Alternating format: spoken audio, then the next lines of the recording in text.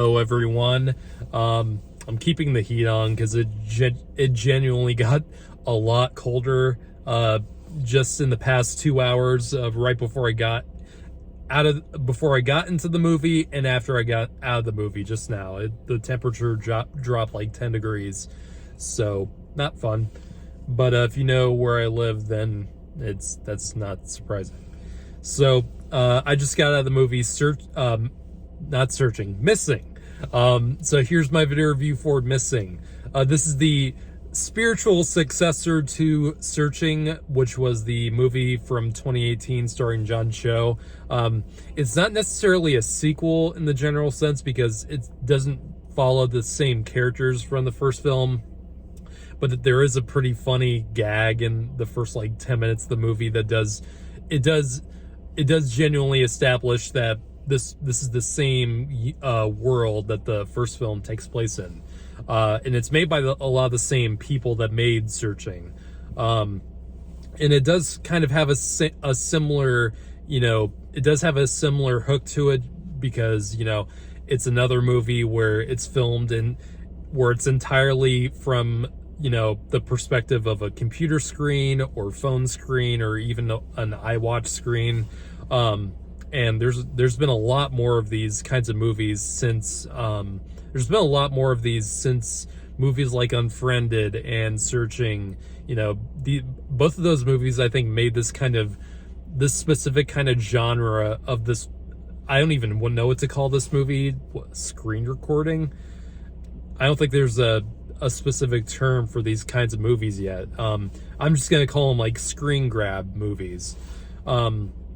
Because there's quite a few of them now, and this film kind of has a similar plot to Searching, where this time it's following Storm Reid, who is a teenage girl, 18 years old, and she is on summer break, and her mom and her new boyfriend are going on vacation in Colombia, and she kind of is on her own for a week and a half, and things get strange when they are supposed to come back after their trip, and they don't come back, and there starts to become a search for where they could be, and there's all these different rabbit trails that Storm Reid follows, and there's pretty much a mystery. There's another big mystery about where and what is going on here.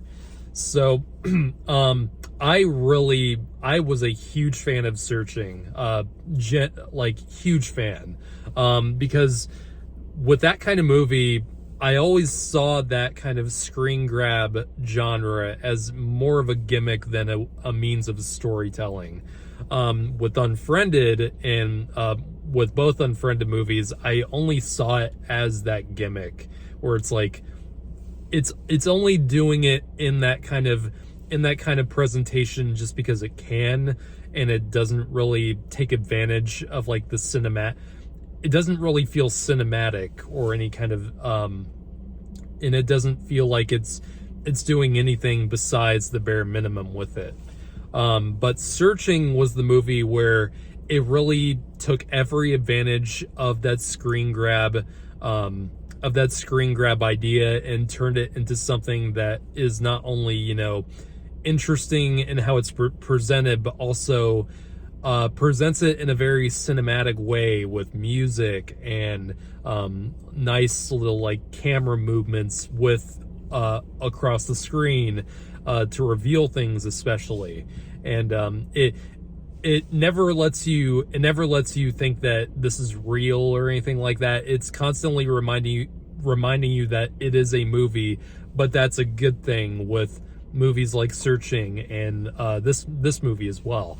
And I'm a huge fan of that movie, not just because of how well it used that kind of device, that visual storytelling device.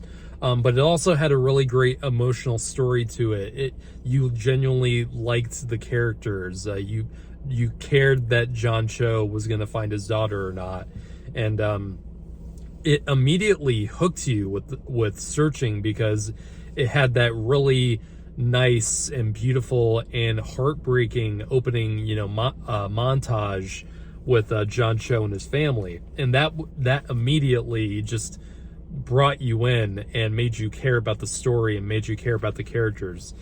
And I think that's my main issue with Missing, is that it doesn't really have that emotional, it doesn't have that emotional hook like Searching did. And it really does take a long time, maybe up until halfway through the movie, where it gets you any kind of real investment with the characters and how they relate to one another, and the emotional and relationship problems that they have. But halfway through the film, things got a little bit better for me with that, where I was starting to get more invested with the characters, but it definitely took, I think, way longer than it should have. I think that keep in mind, I haven't seen any reviews of this movie.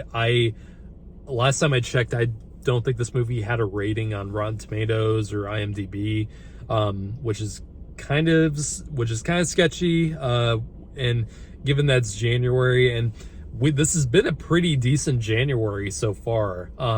That's the kind of thing where it's like, yeah, maybe I'm starting to get why this came out in January. But this movie is not bad by any stretch. I don't think this is a bad film. It definitely has a lot of the things that made Searching work. It definitely has that vibe to it. It definitely has kind of that pacing to it. While Searching was more of a drama than a thriller, this film is definitely more of a thriller, because it definitely has more of those elements. There's a lot more, there's a little bit more, violence in this film. There's a lot more, kind of, I don't know what you call it. There's kind of like a more dark things going on here than Searching did, which was more of a grounded and personal story just about someone trying to find his daughter.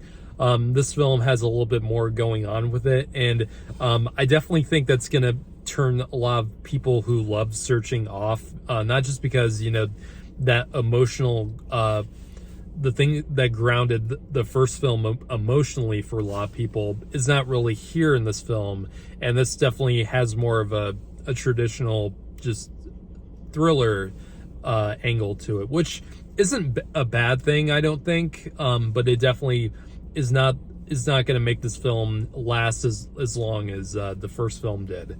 But the performances are still pretty top notch in this film, like with the last one. Searching with no. I'm sorry. They kind of have similar titles to it. One's the opposite of the other, really. Searching, Missing. It's going to be the Ing. If they do a third one, it's going to be the Ing trilogy. But Storm Reid is really good in this film. I think she's really coming into her own. And the first film I saw her in, unfortunately so, and this is not her fault, was A Wrinkle in Time, which was a horrible movie. And she was pretty young when that movie came out, like 5 years ago, and that was not a good film to start out with. But I think she's really starting to develop her acting skills, and I think she's going to be a terrific performer. And a lot of the other actors are good. Not really many recognizable faces in this movie aside from Storm Reid, but that's totally fine. And the other actors do their job pretty okay. And there's still, like I said, there's still a lot of things about this movie that really work with Searching, and how they really utilize everything that they can with the modern technology that we have today at our fingertips.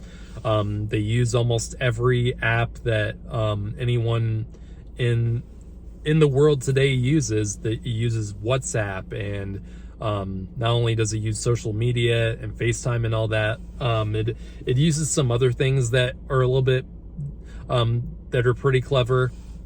There's one thing, it I'll say this, there's one use of Siri in this movie that might be a little bit too ridiculous for me.